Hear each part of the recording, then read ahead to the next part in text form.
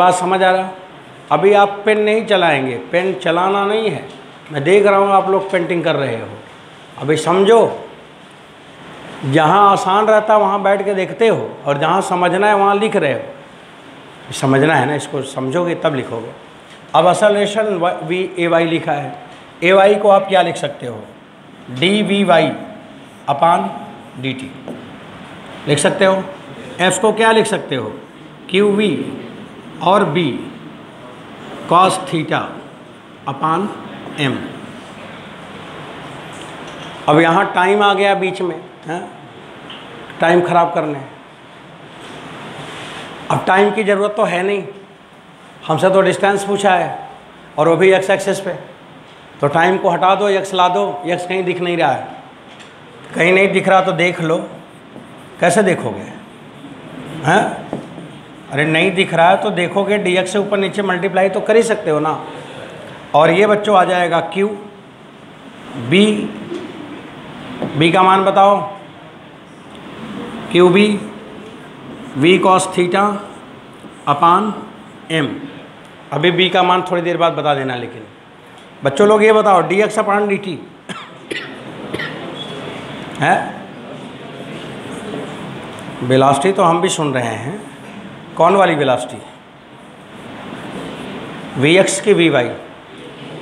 We x होगा। अब ये वी एक्स होगा। आप बताइए, जिस समय चार्ज पार्टिकल को आप यहाँ दिखा रहे हैं, इस समय इसकी वेलोसिटी यही तो है ना, वी एक्स। ये क्या है? और वी एक्स का मान क्या है? इसका मतलब जहाँ पे वी एक्स है वहाँ पे आप क्या लिख सकते हो? V cos theta. अब वी एक्स की जगह आप लिख सकते हो वी कॉस थीटा। समझ आया? एक लाइन और लिख लो, नहीं तो बाद में कष्ट हो जाएगा। वी एक्स बराबर यहाँ पे लिख सकते हो क्यू, और बी का मान क्या है? B naught X. K cap direction लगाए हो उसको मत लिखना। और वी कॉस थीटा को वी एक्स अपान एम, और ये वी एक्स और ये वी एक्स कैंसिल हो गया। इसके बाद अगली लाइन शुरू होती है। एक अध्याय ख़त्म हो गया, अब अगली लाइन इधर आती है। अब बच्चों आपको जो काम करना है, डी वी वाई लिखोगे इधर और डी एक्स उधर ले जाना। Q B not upon M X और डी एक्स। लगाओ लिमिट इंटीग्रेशन। एक्स बराबर 0 पे, वाई एक्सिस पे स्पीड 0 था, और वो डिस्टेंस क्या होगा जब उस डायरेक्शन में स्पीड मैक्सिमम हो जाए? कितना हो जाए? वी। वी दिया था कि वी नॉट? वी। वी लिखो तब। अब इसे लिखोगे वी, केवल वी लिखोगे, वी माइनस 0। उधर लिखोगे Q B not upon M और x square upon 2, x maximum square upon 2। तो बच्चों मेरे को क्वेश्चन आना है, डिस्टेंस निकालना है, तो एक्स मैक्सिमम बराबर हो जाएगा अंडर रूट 2mv अपान कंप्लीट। आंसर आ गया? तो अगर वेरिएबल दिया तो आपकी किताब में है सवाल, उठा के रख देगा, कोई एक्सक्यूज नहीं है, लगाना पड़ जाएगा। तो ये एक्स मैक्सिमम ये वैल्यू आ रहा, और कैसे कैसे एक बार अभी लगाएं, एक बार घर पे जाके फिर समझ लेना, चीज़ें सेट हो जाएंगी। पहले तो फिगर सही से बना लो।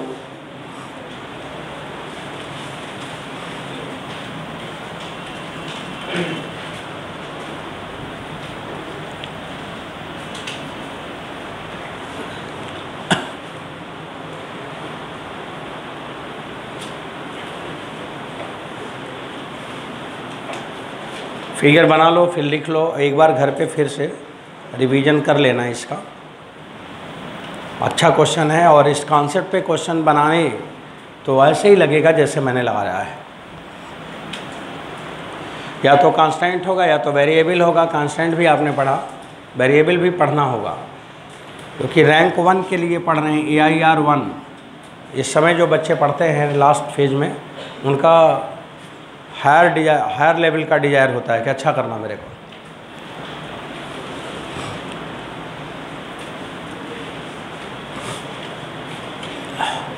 फिगर जब बन जाए बच्चों, तब इधर शुरू कर लेना लिखना पढ़ना।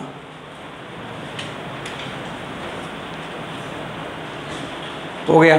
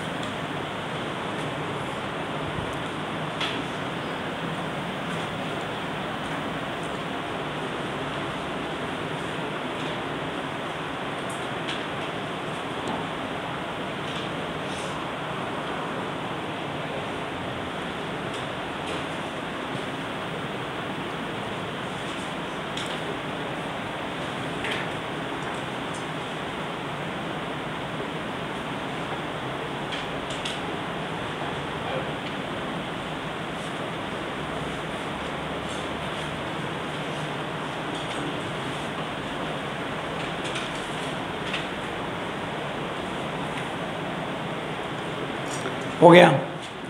चलिए ये बात हो गया।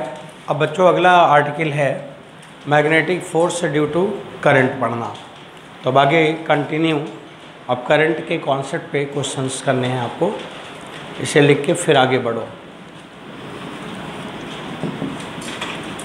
अब आप लिखेंगे magnetic force due to current.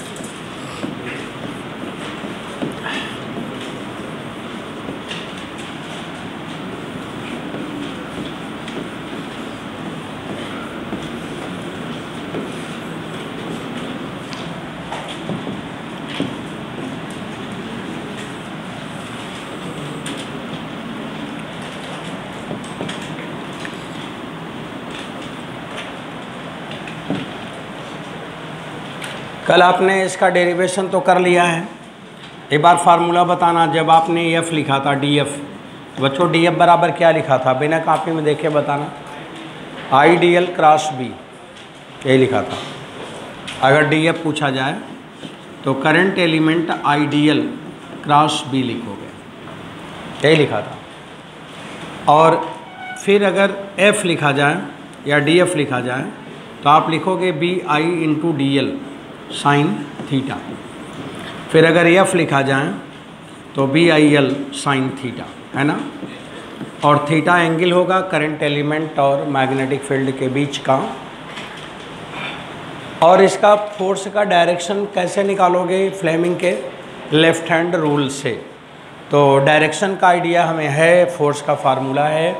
और अब आते हैं एक सवाल लेकर। बच्चों अब इसी को यूज़ करने के लिए दिमाग में भी ये रखो कि हमें करंट देगा मैग्नेटिक फील्ड में, और अगर किसी वायर में करंट फ्लो करे और वो मैग्नेटिक फील्ड में हो तो वायर फिर वहाँ पे फोर्स का एक्सपीरियंस करेगा। तो वायर का शेप बदल जाएगा, वायर की ज्योमेट्री बदल जाएगा। जैसे ही करंट फ्लो कराओगे वैसे उसका नेचर क्या होगा, चेंज हो जाएगा।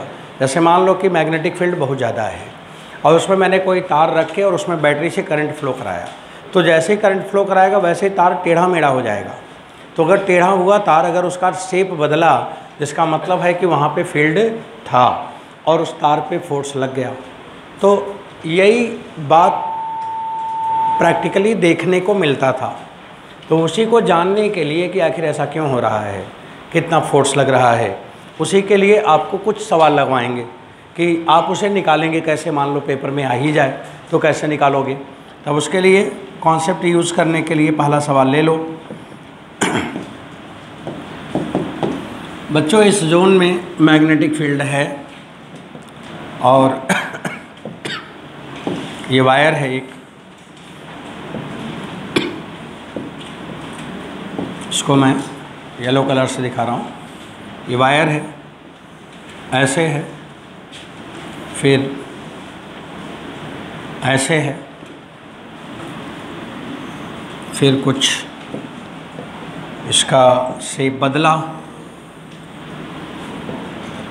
ये है, और फिर ऐसे है। ये लेंथ 1 मीटर है, ये लेंथ 5 मीटर है, ये लेंथ 3 मीटर है, ये वाला रेडियस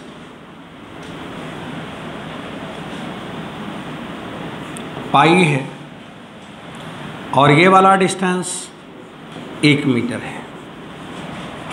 इसका जो रेडियस है ना उसको मैंने पाई मीटर लिख दिया, pi metre, M for metre.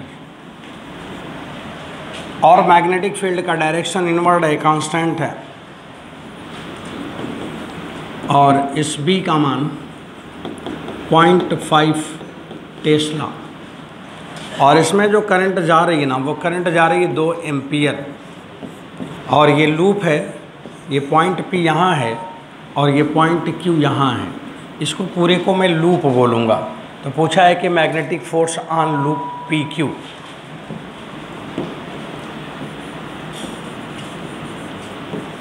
Force on loop P Q.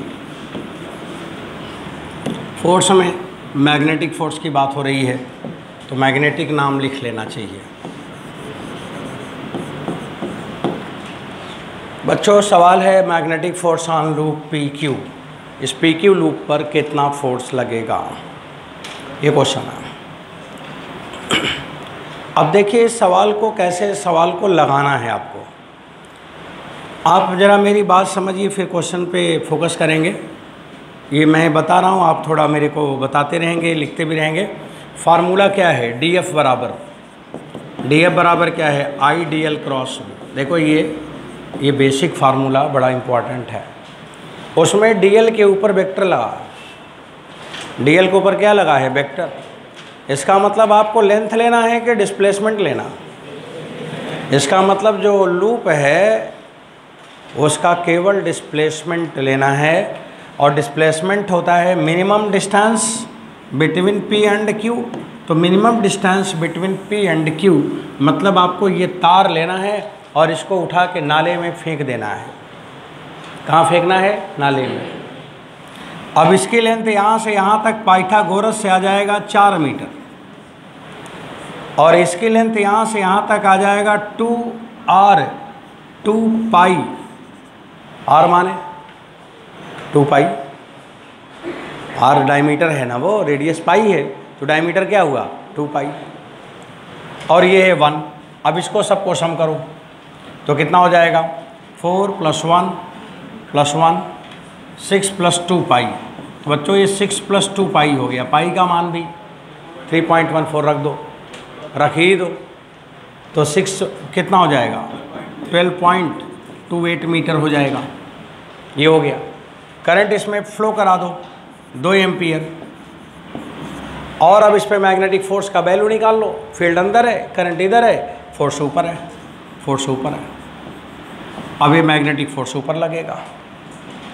Magnetic force F का मान आया, कितना आया, BIL आया। बी का मान कितना आया, 0.5। आई का मान कितना आया, 2। एल का मान कितना आया, 12.28, और फोर्स हो गया न्यूटन। आंसर हुआ कंप्लीट। समझ आया बच्चों लोग। तो ये 0.5 और 2 तो छुट्टी पा गए हैं, कुल मिला जुला के वही रह गया जो लिखा है 12.28 न्यूटन। अब आपको कोई भी ऐसा सवाल देगा तो समझ गए क्या करना है।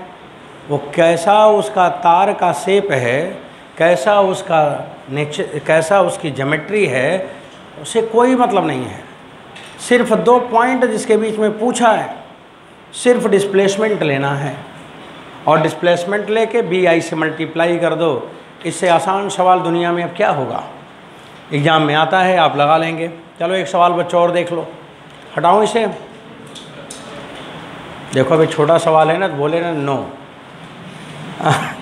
ठीक है लिख लो, एक लिख लो तो दूसरा सवाल दे।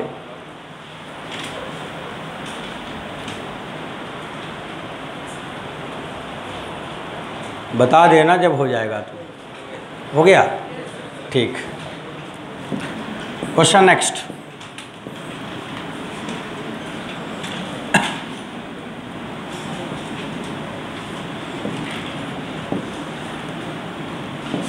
देखो एक सवाल और देखो। अब मैं क्वेश्चन बनाऊंगा और आपको अपना काम करना है, समझ समझ के आंसर बोलते रहेंगे। यहाँ पे ये कोई वायर है, और ये वायर ऐसा है, इधर है 4 मीटर और इधर है 3 मीटर, और इसमें करंट फ्लो कर रही है 3 एम्पियर, और ये पॉइंट P और Q है, और यहाँ पे मैग्नेटिक फील्ड का मान है 2 टेस्ला। सवाल में पूछा है कि force on PQ, F on loop PQ।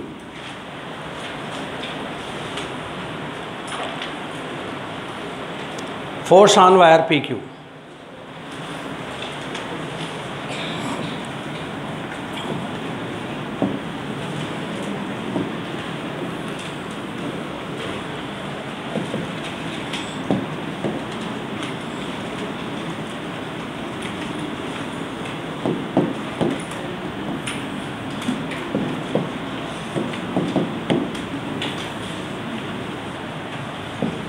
क्या उसका आंसर नहीं बताना है क्या?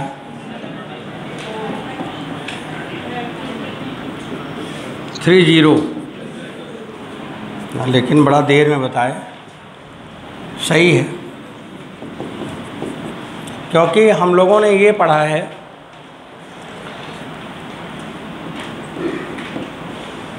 कि लेना है डिस्प्लेसमेंट, तो सबसे पहला काम यही होना चाहिए कि जो दो पॉइंट है P और Q, इसके बीच का डिस्प्लेसमेंट ले लो। ये अब ये वाला लेंथ कितना हो जाएगा? 5 मीटर। और जब 5 मीटर ले लिया तो ये वाला बेकार है, उसको मिटा देना है।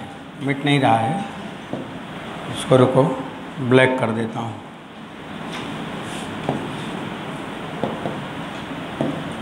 अब ये बेकार हो गया,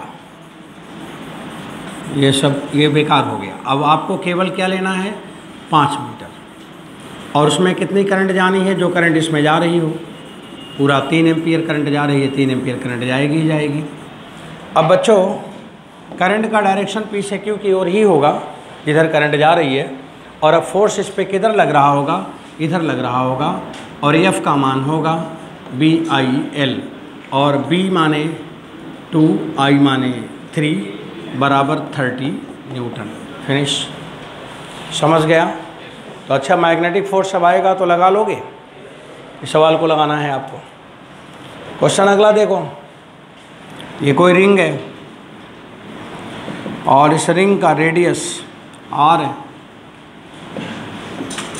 मैग्नेटिक फील्ड B में रखा हुआ है, करंट इसमें I फ्लो कर रही है। बच्चों, सवाल में पूछा जा रहा है कि इस लूप पर मैग्नेटिक फोर्स कितना होगा? Magnetic force on loop 0। इतना बताने में देर क्यों किया? जब लूप है और लूप जहाँ चला वहीं ख़त्म हो गया, तो डीएल वेक्टर तो 0 हो गया। और जब 0 हो गया तो 0 में देश का मल्टीप्लाई करो तो 0 ही आएगा। तो मैग्नेटिक फोर्स क्या हुआ? 0। तो ये सवाल 0 थोड़ी पूछूंगा, मैग्नेटिक फोर्स निकाल के खुश हैं। मैग्नेटिक फोर्स तो 0 ही होगा, सही निकाला है। आपसे पूछा है कि इस रिंग में, इस वायर में टेंशन कितना हो? क्या पूछा है? टेंशन। तो टेंशन इन वायर, सवाल है वायर में कितना टेंशन है। तो टेंशन इन वायर,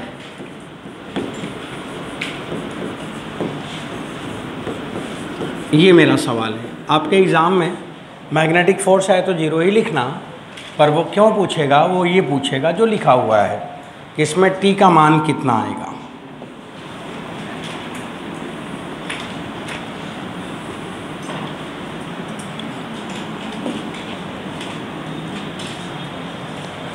वायर में कितना टेंशन होगा?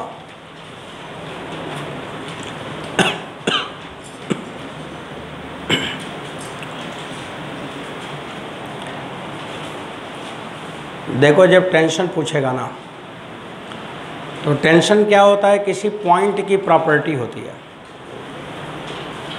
टेंशन जब भी निकालना है, मेरी बात सुनते रहे, मैं कैलकुलेशन ले रहा हूँ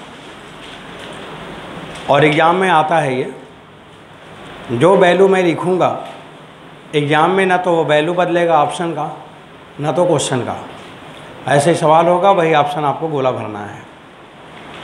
ये सब ऐसे क्वेश्चन है जो आपके एग्ज़ाम में पूछने के लिए ही बनाए गए हैं। और वो जो रिपीट करते हैं ना, जो PY मास्टर चिल्लाते हैं, वो यही सब सवाल है कि जो आना ही है तो उसी से आएगा, वही आएंगे।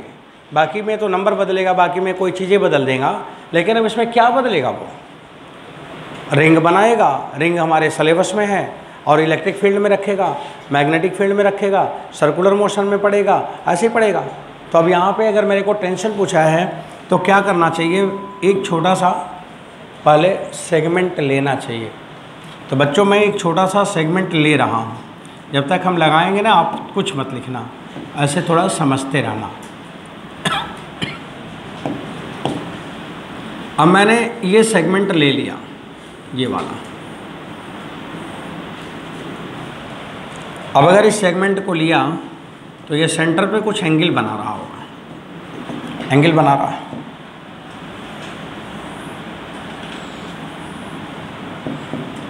और इस एंगल को 2 पार्ट में हम डिवाइड कर दें।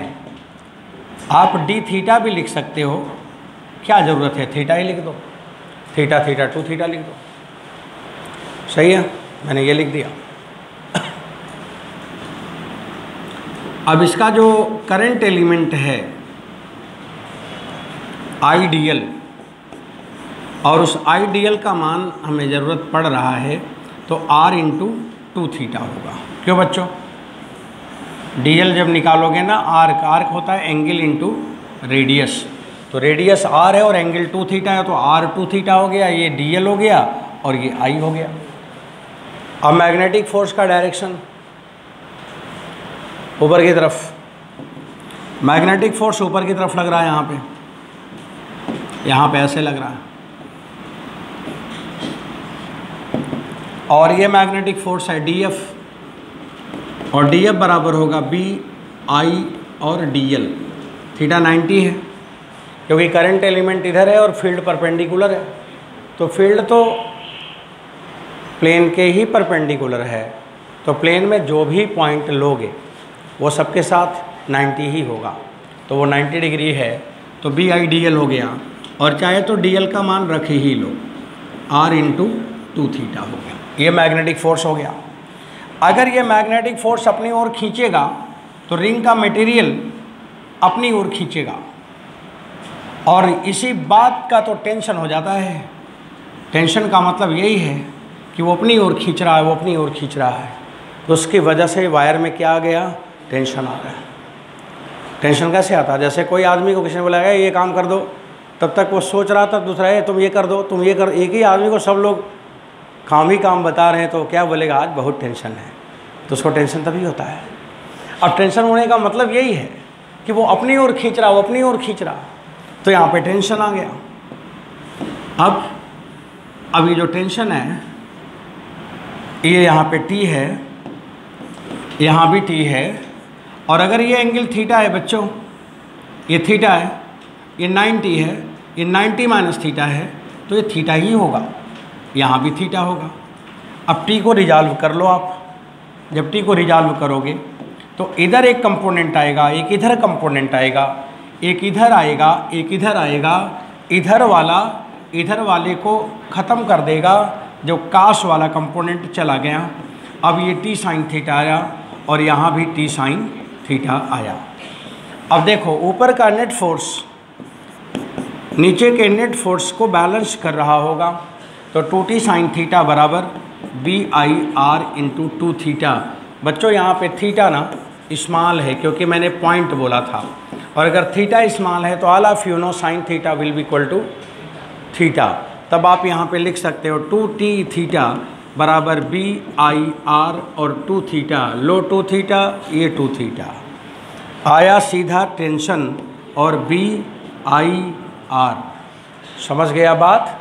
अब पेपर में आएगा तो लगाओगे, डायरेक्ट लिख देना, ये पता रहता है। अभी आप लोग इससे पता चल गया क्लास का पोटेंशियल। नॉर्मली ये बच्चों को पता रहता, 12th वाले बच्चे किसी से पूछा जाए ये रिजल्ट ठीक है नहीं पता था, अभी पता हो गया, क्योंकि ये बहुत बार रिपीट हुआ है इसलिए पता रहता है। यही है PYQ जो पढ़ने के लिए टीचर बोलते हैं कि कुछ ऐसे सवाल होते हैं जो तुम्हें सीधे मिल जाएंगे, उसका एक ही सवाल था। आइए बच्चों, मैं अब आगे मैं पढ़ रहा हूँ। ये जान लो कि PYQ के जितने भी क्वेश्चंस टीचर हम बोलते हैं कि PYQ देखो, तो वो इसलिए बोला जाता है कि कुछ कॉन्सेप्ट्स होते हैं जो नहीं बदलेंगे, वो तुम देखोगे तो तुमको पता रहेगा।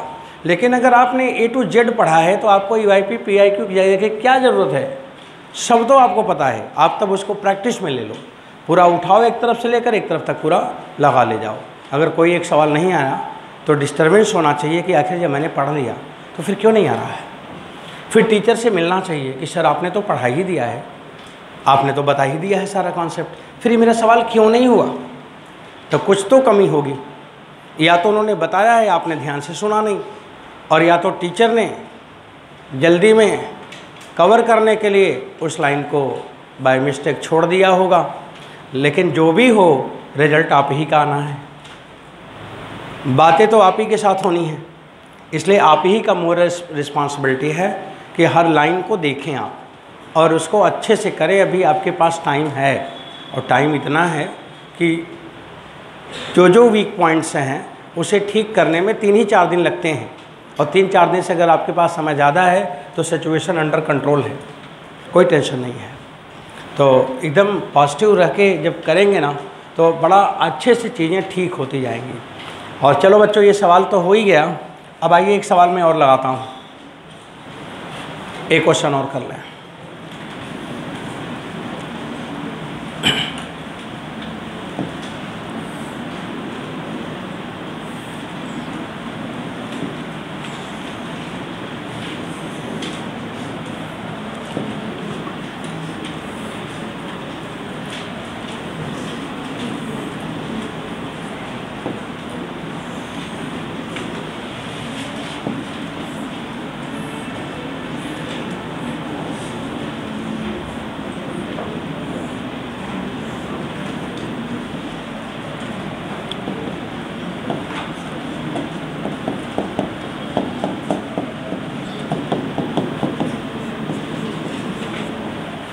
देखो, इसमें मरकरी भरा जा रहा है।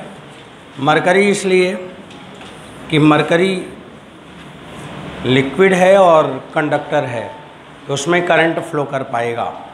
तो यहाँ पे मैंने मरकरी यहाँ तक भर दिया और ऊपर इधर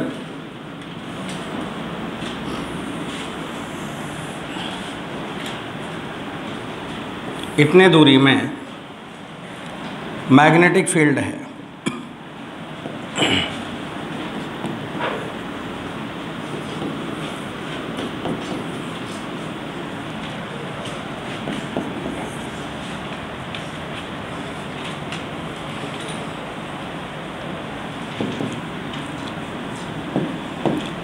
ये बच्चों, ये कंडक्टर है और इसमें इंटर कराया गया है। इधर लेंथ L है, इधर का भी लेंथ कुछ होगा पर दिया नहीं है, और अभी ये रुका हुआ है, रेस्ट में है। ये वायर रेस्ट में है। रेस्ट में क्यों होगा? क्योंकि जो mg होगा उसको लिक्विड का अपथ्रस्ट फोर्स बैलेंस कर रहा होगा, मतलब ये रुका हुआ है। अब जैसे इसमें हम करंट फ्लो कराएंगे, जैसे स्विच को क्लोज़ करेंगे, जब स्विच को क्लोज़ करेंगे तो करंट फ्लो कर जाएगा। जब करंट फ्लो कर जाएगा मैग्नेटिक फील्ड में तो मैग्नेटिक फोर्स लग जाएगा। मैग्नेटिक फोर्स लग जाएगा तो तार को कोई रस्सी से तो बांध को रखा नहीं है, वो तो मरकरी में थोड़ा सा डूबा है, और जब फोर्स लगेगा तो मरकरी से बाहर निकल जाएगा। मरकरी से बाहर निकल जाएगा तो ऊपर उठ जाएगा, ऊपर जाएगा। ऊपर कहाँ तक जाएगा, वही सवाल है कि मैक्सिमम कहाँ तक जा सकता है। तो लिखा है, सवाल लिख लो पहले। After switch closed,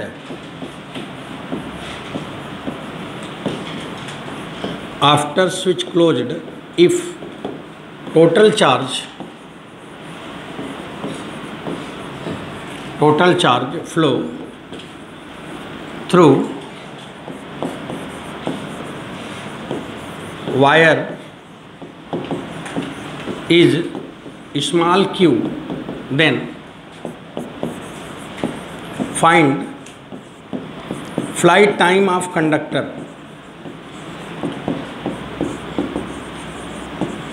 flight time of conductor, वो वायर जो है ना उसका फ्लाइट टाइम, और मैक्सिमम हाइट कहाँ तक वो ऊपर जाएगा। Maximum height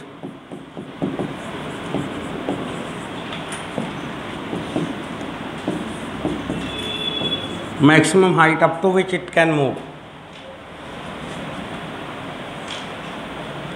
maximum height up to which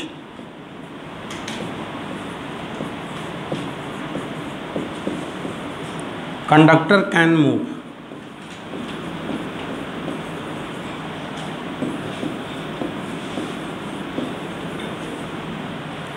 ये सवाल पूछा है कि कहाँ तक ये मैक्सिमम जाएगा, कितनी ऊंचाई तक जंप करेगा।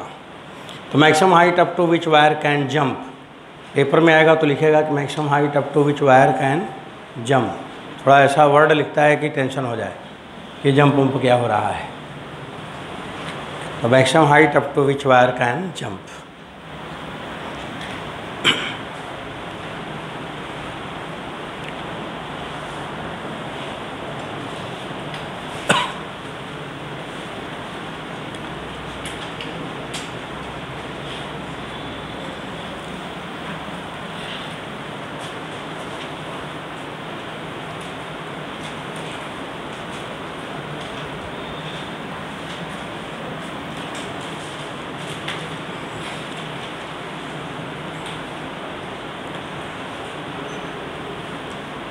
तो आप इस सवाल को कैसे लगाएंगे, अब थोड़ा मैं आपको एक्सप्लेन करना चाह रहा हूँ बच्चों लोग, बोर्ड पे देख लो।